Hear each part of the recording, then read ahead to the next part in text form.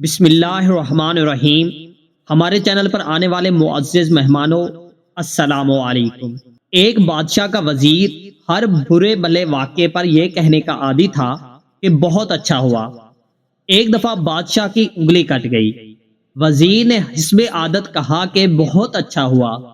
بادشاہ کو وزیر کے اس بے محل فکرے کے استعمال پر رنج ہوا اور وزیر کو قید خانہ بھجوانے کا حکم دے دیا۔ وزیر نے اس حکم کو سن کر بھی کہا کہ بہت اچھا ہوا۔ دوسرے روز بادشاہ شکار میں اپنے ساتھیوں سے بچھڑ کر اکیلا جنگل میں دور تک نکل گیا۔ چونکہ راستہ معلوم نہ تھا، ناچار ایک درخت کے نیچے آرام کرنے کے لیے لیٹ گیا۔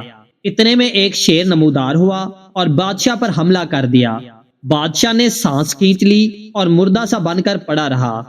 شیر زخمی انگلی کو سونگھ کر بادشاہ کو اس خیال سے چھوڑ کر چلا گیا کہ یہ پہلے سے کس جانور کا کھایا ہوا ہے۔ شیر کسی جانور کا کھایا ہوا شکار خود نہیں کھاتا۔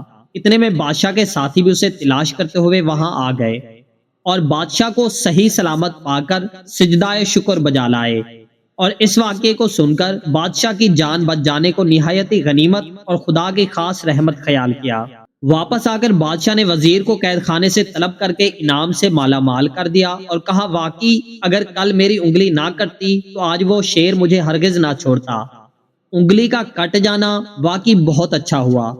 پھر وزیر سے کہا کہ تم نے قید خانے کو جاتے ہوئے وقت بھی بہت اچھا ہوا کہا تھا، اس میں کیا مصلحت خیال کر کے یہ فکرہ کہا تھا؟ وزیر نے کہا کہ لازمی طور پر میں شکار میں آپ کے ہمراہ ہو رہتا اور شیر آپ کو چھوڑ کر مجھے کھا جاتا۔ نتیجہ یہ ہے کہ قدرت کا کوئی فعل خالی از حکمت نہیں ہوتا، خواہ بظاہر کتنا ہی برا کیوں نہ ہو۔